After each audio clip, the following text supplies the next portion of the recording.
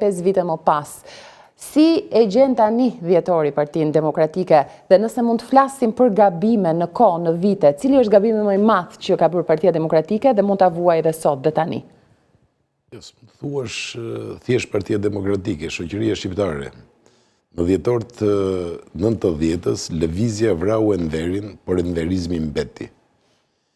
Enverizmin e kemi në çdo qelistë të shoqërisë. Qoftë tek qytetari thjesht, qoftë tek njerëzit të cilët kanë drejtuar këtë vend dhe vazhdojnë ta drejtojnë.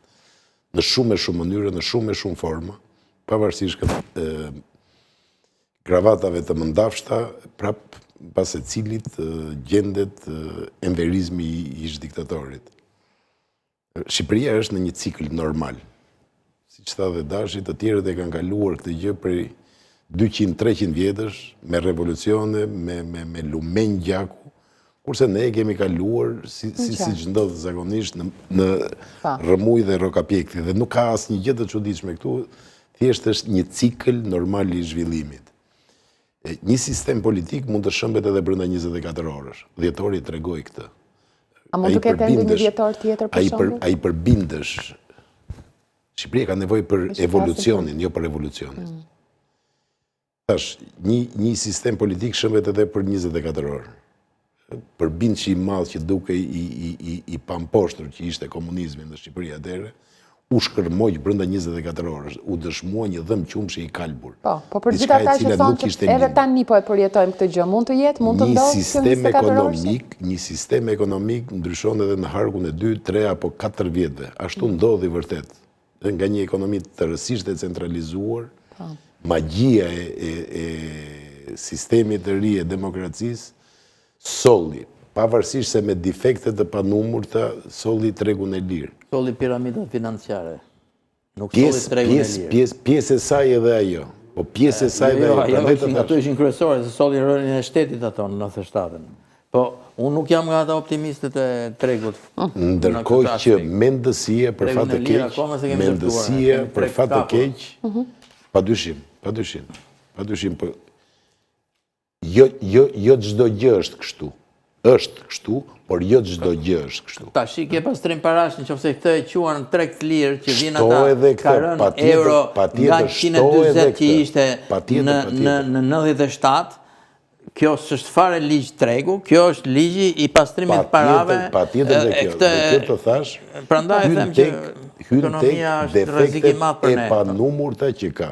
Tani duke bërë humor me humorin e mëparshëm të Zotit Shej, mund të thosha këtë tjetrën që ndoshta, se ne shqiptarët e kemi me qef të madh, themi që jemi rast i veçantë, por ndoshta Shqipëria mund të jetë një rast i veçantë ku nëse në çdo cep të perëndimit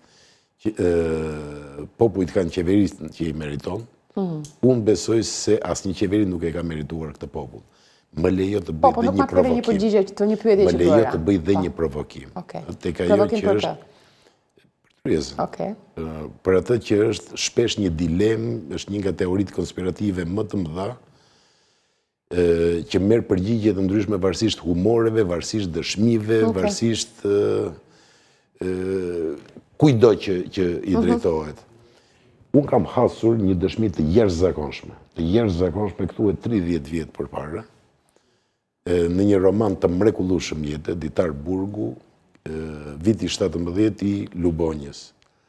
Lubonja shkruan, dhe mbaj mend mirë këtë pjesë, që diku në pranverën e vitit 1990, në të burgosurit në Kaush, diskutonin dhe thoshin që në dhjetor do të ngrihen studentët. Më ka bërë shumë përshtypje që si mund të depërtonte një lajm i tillë që rezultoi dhe ishte i vërtet në atë ferr. Në prill e vërtet është kjo, po ka qenë se mbaj mend o në nëntor, jo ka qenë më herët, sepse na erdhi njëri nga spitali, edhe ai tha që thuhet që do ngrihen studentët. Pra ka qenë më afër. Tash doli edhe një dokument e kam lexuar se më ka dështuar kjo, se thoshte CIA e dinte edhe CIA. Në dhja e pej në dokument. Sinqerisht, është di që t'ju se ditë të cia, që që ka i gjerë nga spitali. Nuk ka qenë nëntor, ka qenë disa muaj më përpara dhe mua më ndoshta mund të jetë edhe në përdritje, po një e di që është aty. Jashtëzakonisht. Një sekond, ta çojmë sepse kjo është ndoshta një gjë e re që thuhet. Kemi që ta mbyllim. Dëshmitarin e pranishëm, është luks ta kemi. Unë vërtet e kam pëlqyer pafund atë roman, nuk e quaj thjesht ditar. Tani ku është provokimi për zotin Lubonja?